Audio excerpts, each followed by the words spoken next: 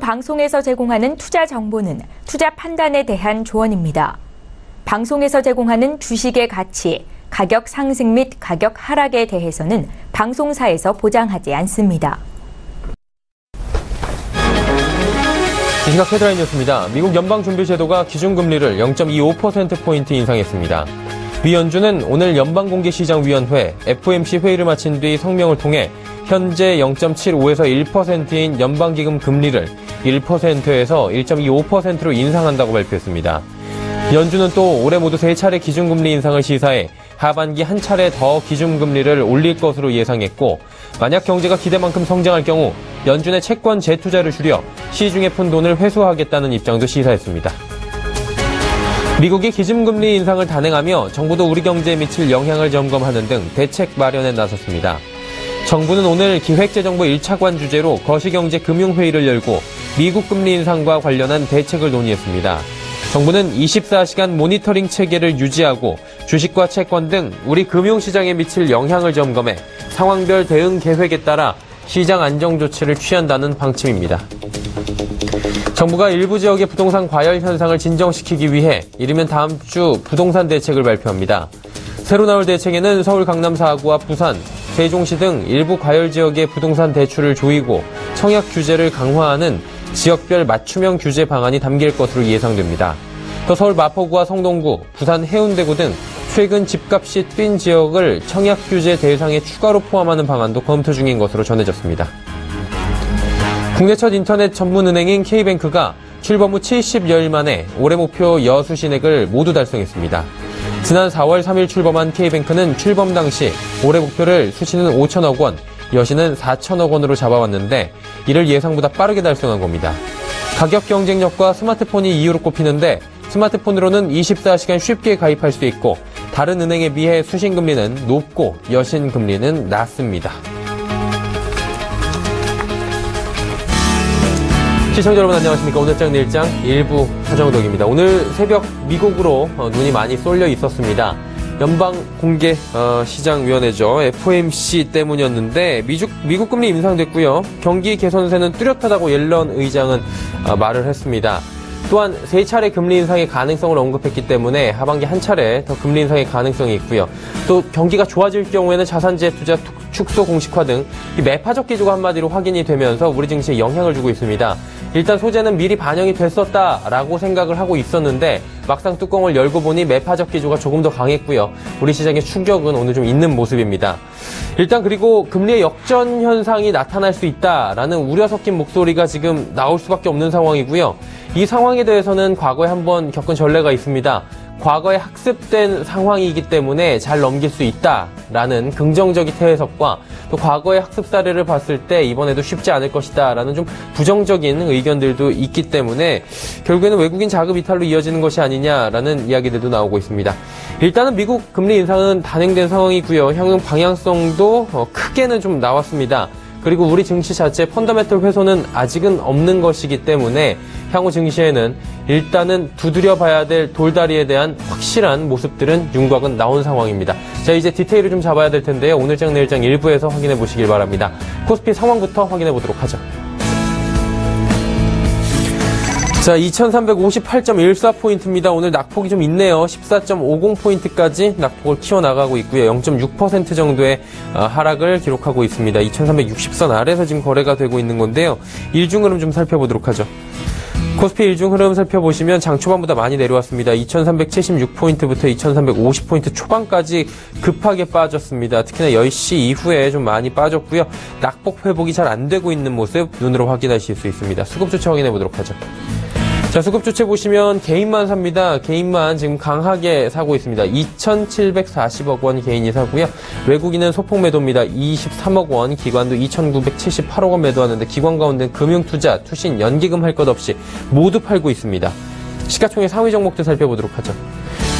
하지만 삼성전자, SK하이닉스 등의 IT 대형주들은 오히려 오름세입니다. 228만 원, 그리고 6만 원에 지금 거래가 되고 있고요. 현대차는 이틀 연속 오름세, 그리고 오늘은 2%, 3% 가까운 좀 큰 낙폭이 눈에 띕니다. 네이버도 오늘 하락하고 있고요. 약보합권입니다. 6위부터 10위 살펴보도록 하죠. 한국전력 강보합권이고요. 삼성물산, 현대모비스, 포스코, 신한지주 할 것 없이 모두 하락하고요. 포스코 2.5%의 낙폭이 지금 기록되고 있습니다. 다음 살펴보도록 하죠. 삼성생명, KB금융, SK텔레콤, LG화학, SK까지 모두 파란불입니다. 한마디로 시가총액 상위 종목 가운데 IT 관련 대형주들 삼성전자와 SK하이닉스 제외하고는 이렇다 할 상승 보이는 종목이 보이질 않습니다. SK 종목이 지금 3.63% 낙폭이 꽤 큰 편입니다. 코스닥으로 가보도록 하죠. 코스닥도 670선 다시 무너졌습니다. 668포인트까지 내려왔는데요. 이제 일중으로 좀 살펴보면서 확인해 보도록 하죠. 코스닥 같은 경우에도 670포인트에서 출발은 했는데 이내 빠졌습니다. 665포인트까지 급하게 좀 많이 내려왔었고요. 낙폭을 한 반 정도는 줄이긴 했는데 668선에서 670포인트로 올라가진 못하고 있는 상황입니다. 옆으로 횡보하는 그래프 확인하실 수가 있고요. 수급 주체 확인해 보도록 하죠. 역시나 개인만이 삽니다. 491억 원 개인만 사고요. 기관, 외국인 파는데 기관이 298억 원 팔고요. 외국인이 167억 원 판입니다. 역시나 기관 투자자, 금융투자, 투신, 연기금 할 것 없이 모든 전주체가 오늘 매도로 일관하고 있는 모습입니다. 시가총액 상위 종목들 만나보도록 하죠. 시가총액 상위 종목들 셀트리온, 카카오, 그동안 좀 계속해서 올라왔던 종목들도 지금 오늘 약보합권이나 소폭 하락이고요. 메디톡스가 많이 올라갑니다. 이 60만 원까지 3천 원도 남겨두지 않고 있는 상황이고요. CJENM도 기술적 반등 구간에서 다시금 소폭 상승합니다. 로에는 2%대의 낙폭 기록합니다. 여기부터 10위 어떨까요? 코미팜, 컴투스는 소폭 상승하는데 SK머티리얼즈, 휴젤, 바이로메드 모두 하락합니다. 특히나 휴젤의 낙폭이 오늘 4% 가깝습니다. 11위부터 15위도 체크해 보도록 하겠습니다.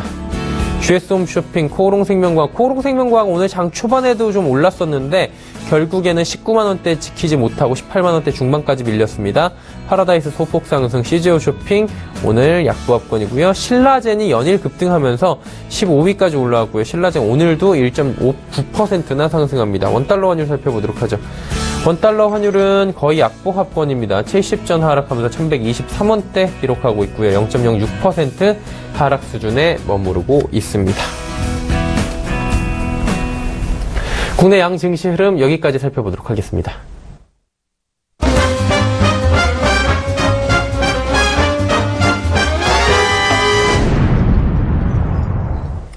자, 오늘 양시장 모두 하락하고 있는데요. 어떤 이슈들인지 살펴보도록 하겠습니다. KTB투자증권 리서치센터 매크로팀 최영기 팀장입니다. 안녕하세요. 네, 안녕하세요. FOMC 얘기 당연히 좀 여쭤보면서 시작해야 될 것 같은데요. 일단 예상한 대로 금리는 인상이 됐습니다. 인상 배경 그리고 시장의 반응들 한번 정리해 보도록 하죠.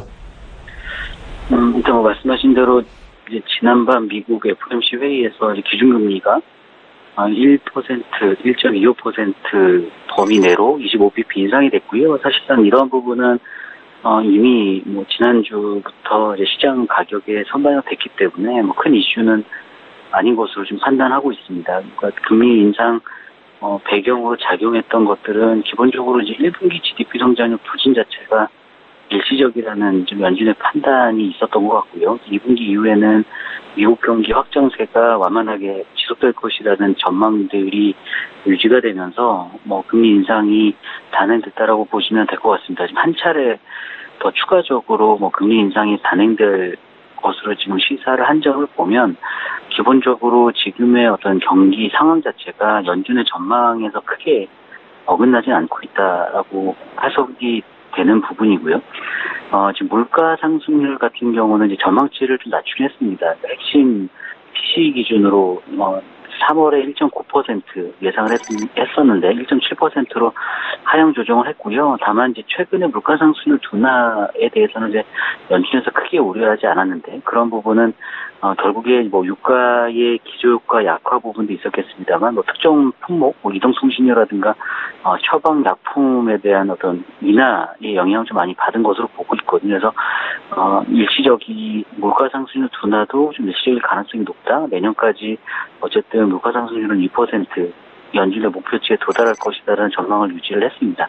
경제에 대한 자신감, 그러니까 성장률 자체는 기존에 2.1%였던 걸 2.2%로 상향 조정을 했거든요. 그래서 이런 것들이 결국에는 미국 경기의 어떤 자신감이 좀 표출된 것으로 보고 있기 때문에 전일 미국 증시가 좀 혼조세로 마감을 했습니다만 저는 이제 연준의 금리 인상 이슈라기보다는 유가의 4% 전일 대비 4% 하락한 부분, 또 뭐 소매 판매라든가 물가가 좀 예상치를 밑도는 부분, 약간 이런 것들에 대한 부정적인 해석으로 좀 지수가 좀 혼조세를 보인 거지, 금리 인상 자체로만 놓고 봤을 때는 시장에서 좀 불확실성 해소 측면으로 좀 접근하고 있는 것이 아닌가라고 보고 있습니다. 그리고 이제 옐런 의장의 이야기를 들어보면 대차 대조표 축소 플랜도 지금 발표가 된 건데 절차가 있을 것 같고요. 전망 지금 뭐 예측이 나올 것 같은데 어떻게 보십니까? 일단은 이제 지난 5월 회의에서 이제 의사록을 통해서 보면 대다수의 이제 연준 위원들이 대차 대조표 사항의 채권 보유 규모를 좀 줄이기로 한 데에는 사실은 합의를 했었다라는 게 저희가 확인을 했었고요. 이번에는 이제 별도의 자료를 통해서 좀 자산 플랜에 대해서 좀 구체화시키는 부분이 있었는데요. 언제 시작할지 지금 시기 자체는 결정하지 않았습니다만 지금 이제 자산 규모 4조 5천억 달러 규모의 자산을 점진적으로 좀 줄이기로 지금 결정이 된 상황이죠. 그러니까 처음 시작되면 아마 월간 100억 달러, 그러니까 국채는 60억, MBS를 포함한 기타 채권은 40억으로 줄여나가는 방법으로 지금 갈 것 같고요. 3개월에 한 번씩 자산 축소 규모를 좀 조정할 것 같습니다. 그러니까 늘려나간다는 쪽으로 해석을 하시면 될 것 같고요.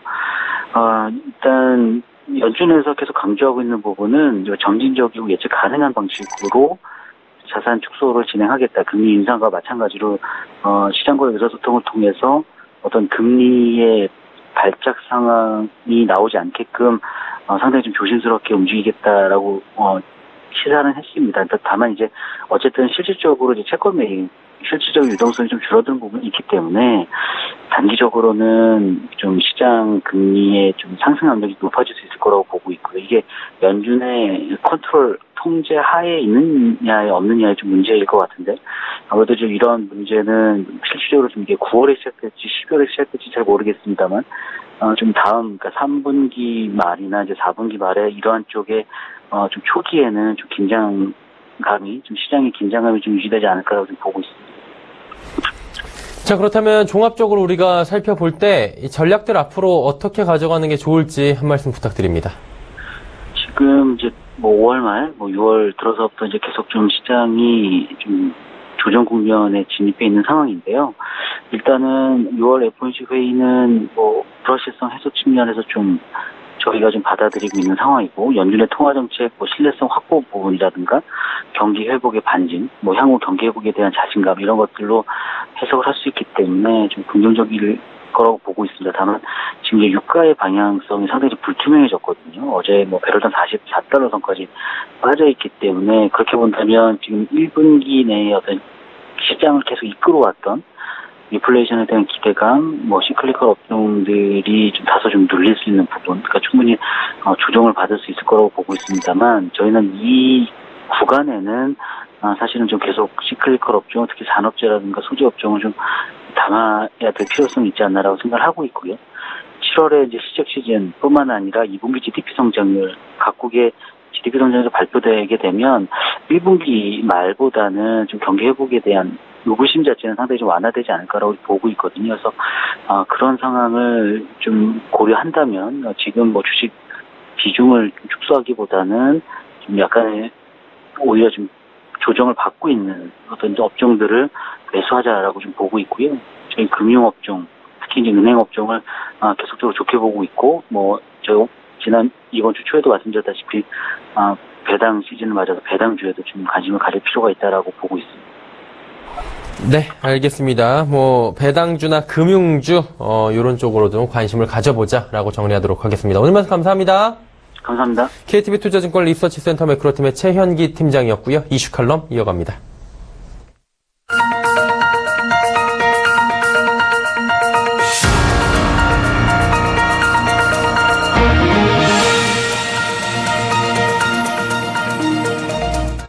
마켓 리더들과 함께하는 시간 이슈 칼럼 이어갑니다. 미중산업경제연구소 조용찬 소장과 함께합니다. 소장님 안녕하세요. 예, 안녕하십니까. 작년 하반기 이후에 세계 경기가 좀 회복 국면에 접어들면서 전체적으로 뭐 사이클이 굉장히 좋아지고 있다. 연일 주식시장도 상승률이다. 이런 얘기들이 들리고 있는데 경기 순환의 특징 그리고 세계 경기의 특성에 대해서 이 시점에 한번 정리해보면 좋을 것 같아요. 어떻습니까? 네, 그 OECD가 발표한 세계 경기 선행 지수를 보면요. 작년 중반에 바닥을 찍었고요. 올해 들어서는 장기 평균선마저도 돌파할 정도로 회복세가 뚜렷합니다. 경기 순환상으로 보면은 정체 회복 국면을 지나서 본격적인 확대 국면에 들어간 것을 알 수가 있는데요. 이번 경기 순환의 가장 큰 특징이라면은 다양한 지역에서 경기가 빠르게 회복되고 있다는 점입니다. 주요 37개국 중에서 경제 확장 국면에 들어간 나라는 무려 24개국 정도가 되는데요. 3개 국가 중에서 2개 비율이기 때문에 상당히 그 5년 만에 찾아오는 아주 드문 현상입니다. 또한 경기 사이클의 폭이 매우 크다는 점도 특징인데요. 일본 같은 경우에는 마이너스 금리 그리고 장단기 그 금리 조작에 영향을 받은 것으로 보여지고요.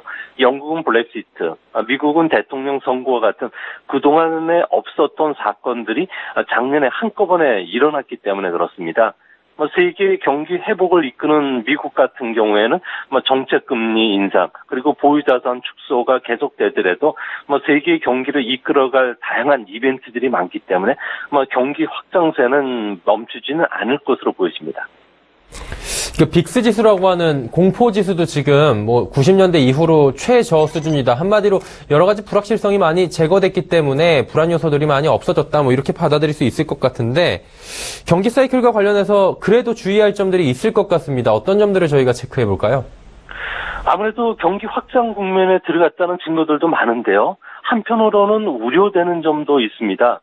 기존의 경기 확장 국면과 비교해 봤을 경우에 이번에 그 사이클의 그 경기 회복 강도가 약하다는 점인데요. 이같이 보는 건가는 두 가지 요인 때문에 그렇습니다. 경기 선행 지수를 구성하는 성장 기대 지표와 그리고 실물 경제 지표가 있는데요. 현재 미국 같은 경우에도 성장 기대 지표가 크게 치우쳐 있다는 점입니다. 트럼프의 세제 개혁 그리고 재정 정책 공약이 미국 경제 성장 기대감을 일순간 끌어올렸기 때문에 그런데요. 이 때문에 기업 투자 심리라든지 주가 상승은 찾아왔지만 주택 착공 그리고 신규 수주, 노동 시간과 같은 실물 경제 지표는 특별히 회복되지 않고 있다는 점입니다.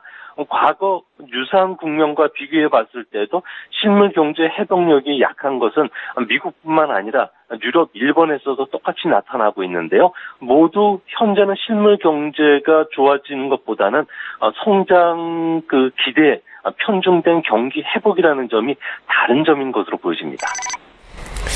자, 그렇다면 세계 경기가 이제 확장 국면에서 후퇴 국면으로 분명히 또 언젠가 접어들 텐데 이 부분이 좀 많은 분들이 걱정되실 것 같아요. 그렇다면 주식시장은 또 영향을 받게 될 텐데 어떤 영향을 좀 받게 될까요? 네, 경기가 확장 국면에서 후퇴 국면으로 이제 언젠가는 들어갈 텐데요. 네네. 이렇게 되면은 금융시장은 가장 먼저 약세로 돌아섭니다. 과거 한 30년간의 그 MSCI 월드 지수를 기준으로 봤을 경우에 4개 경기 순환 국면을 각각 한 6개월 정도로 편의상 구분할 경우 평균 주가 수익률이 후퇴 국면에서만 마이너스를 기록했는데요. 아무래도 후퇴 국면에 들어가면은 성장 기대감이 떨어지고요. 또 수요가 위축이 되기 때문에 기업 실적이 아무래도 크게 악화될 수밖에 없기 때문에 그렇습니다. 이번 경기 순환의 또 다른 특징 중에 하나가 전체 기업 실적이 에너지와 소재와 같은 자원 관련 업종에 크게 좌우되고 있다는 점이 다른 점인데요. 2017년 4월까지 1년간 예상 이익을 봤을 경우에 전체 선진국이 한 10% 정도 기업 실적이 증가했습니다. 에너지 업종만 보면 한 80% 가까이가 증가를 했다는 점에서 너무 에너지 업종 쪽에 의존되고 있다는 점이 단점인데요. 대신 소비나 유틸리티 업종 같은 경우는 과거 평균과 비슷한 5%에 불과했기 때문에 에너지 업종, 특히 유가 상승의 가격 변동성에 의해서 주가도 크게 영향을 받지 않을까 보여지고요. 지금 세계 경기는 확장 국면에 들어가 있지만 경기 회복세가 다른 보다 좀 약하다는 점, 또 성장 기대가 하락했을 경우에는 아무래도 그 주식시장은 그 약세로 돌아설 수가 있기 때문에 향후 수개월간 주식시장의 변곡점을 지나지 않을까 그렇게 생각이 됩니다. 네, 뭐 향후 수개월간 주식시장의 변곡점을 지날 수 있다. 수개월 동안 그러면 또 예의주시해서 봐야 될 것 같은데요. 예의주시할 그 상황들이 또 있는 것 같습니다. 미국과 중국 간의 좀 얘기인 것 같은데, 미국이 중국 정부에 대해서 북한 핵미사일 관련된 중국 기업 10개에 대해서 대북 거래 중단하라 뭐 이런 요구를 했다고 하는데 좀 이례적인 요구인 것 같습니다. 배경이 있을 것 같은데요. 어떤 배경이 있을까요? 네, 지난 4월 달에 열렸던 미중 정상회담에서 미국이, 북한을 뒤에서 지원하는 그 중국 금융기관과 그리고 기업을 차단해달라고 요구를 했는데요.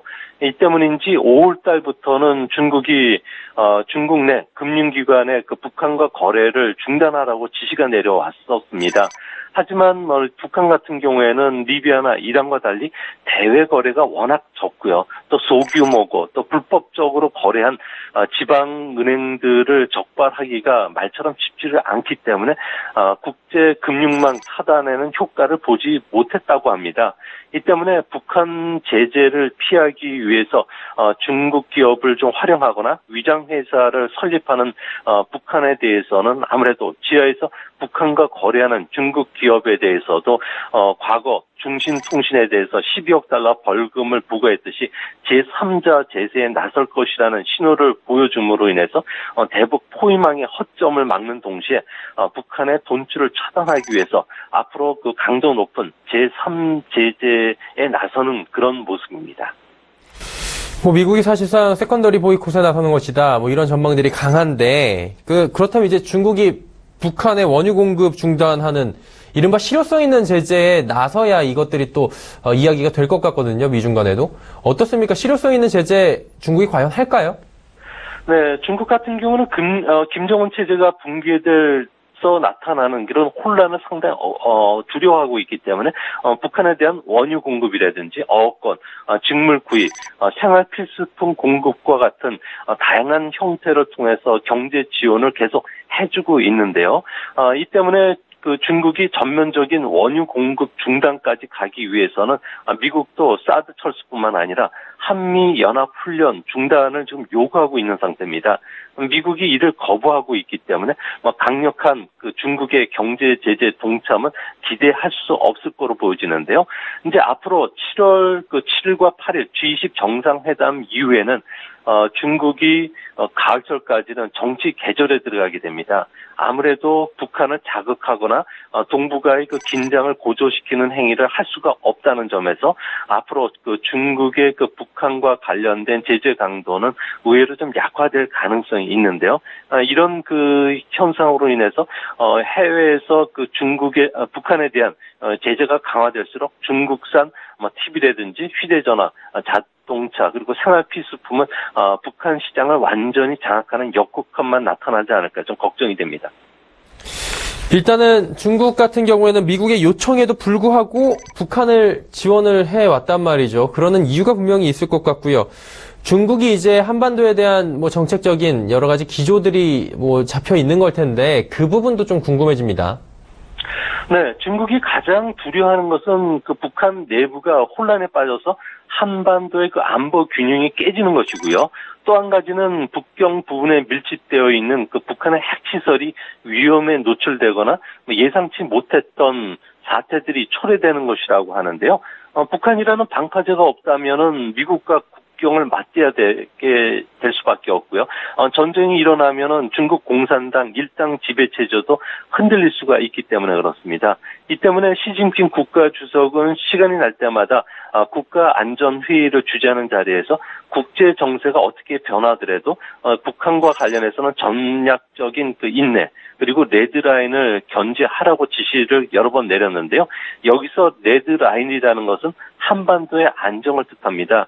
이 때문에 북한이 미사일 실험을 한다든지 더 나아가 6차 핵실험을 단행을 했을 경우에 중국의 체면이 깎이더라도 중국은 북한 정권이 붕괴되는 것을 초래시킬 원유 공급 중단이라든지 국경 봉쇄는 하지는 않을 것으로 보여집니다.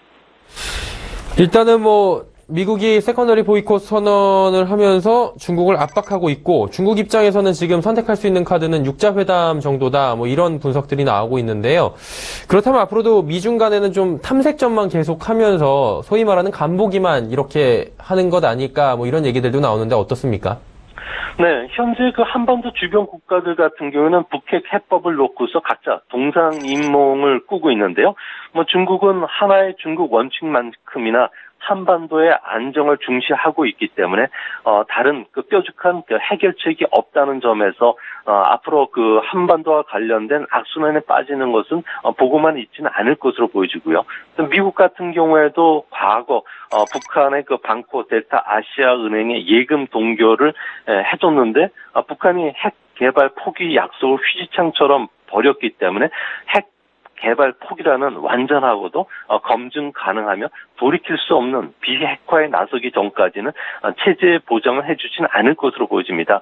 또 북한도 리비아처럼 대량 살상 무기를 포기한 뒤에 체제가 전복되는 역사를 반복하지 않기 위해서 미국의 상당한 대가를 지불하기 전까지는 핵 동결에 나서지는 않을 것으로 보여지기 때문에 앞으로 북한과 관련된 중국 기업에 대한 세컨더리 보이콧과 관련된 제재는 앞으로 진행이 될 것으로 보여지고요. 또 군사적 압박 강도도 점점 가해질 것으로 보여지기 때문에 한반도가 그 당분간 아무래도 평화적인 현상보다는 군사적 긴장감은 앞으로도 계속 진행이 되지 않을까 보여집니다. 조금 전에 군사적인 긴장감 언급을 살짝 해주셨는데요. 이 미국이 세컨더리 보이콧에 실제적으로 들어가서 압박을 하게 될 경우에는 북한 같은 경우에도 군사적인 행동을 하지 않을까라는 우려 섞인 목소리도 나오는 게 현실 아니겠습니까? 어떻습니까? 그렇다면 지정 확정 리스크의 발생에 대한 가능성은 어떻게 보십니까? 네, 이 부분이 상당히 중요한데요. 아무래도 세컨더리 보이콧에 들어가면은 북한은 과거에서도 보여줬듯이 절대 굴복할 정권이 아니기 때문에 일본의 그 진주만 공격처럼 6차 핵실험이라든지 ICBM을 발사하는 그 레드라인을 넘을 가능성이 있습니다. 하지만 오히려 주시장은 전화위복이 될 가능성이 높은데요. 아무래도 중국 같은 경우에도 레드라인을 넘었을 경우에는 일시적으로 석유 파이프라인을 잠그고 경제적 봉쇄에 나설 가능성도 있고요. 또 미국과 한국 같은 경우에도 군사 력을 봤을 경우에 미국 기준으로 봤을 경우에는 걸프전보다 17배 이상 진보되어 있는 상태이기 때문에 일순간 그 북한의 군사력을 무력화시킬 수도 있고 또 핀포인트 공격을 가해서 한반도의 평화 또 연착륙이라는 결론을 낼 가능성이 있기 때문에 어떤 면에서는 위기는 한편으로는 또 투자의 기회가 되지 않을까 보여집니다. 네, 오늘 말씀 잘 들었습니다. 예, 감사합니다. 미중산업경제연구소 조용찬 소장과 함께했습니다.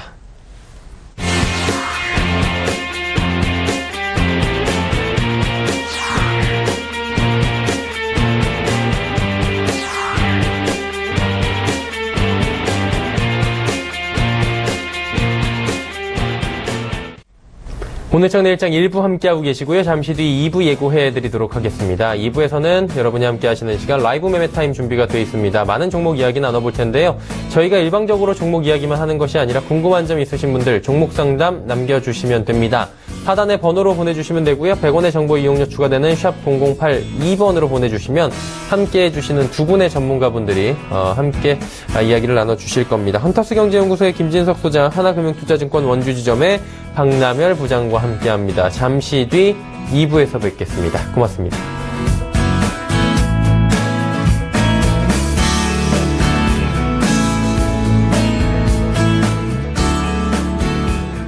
본 방송에서 제공하는 투자 정보는 투자 판단에 대한 조언입니다.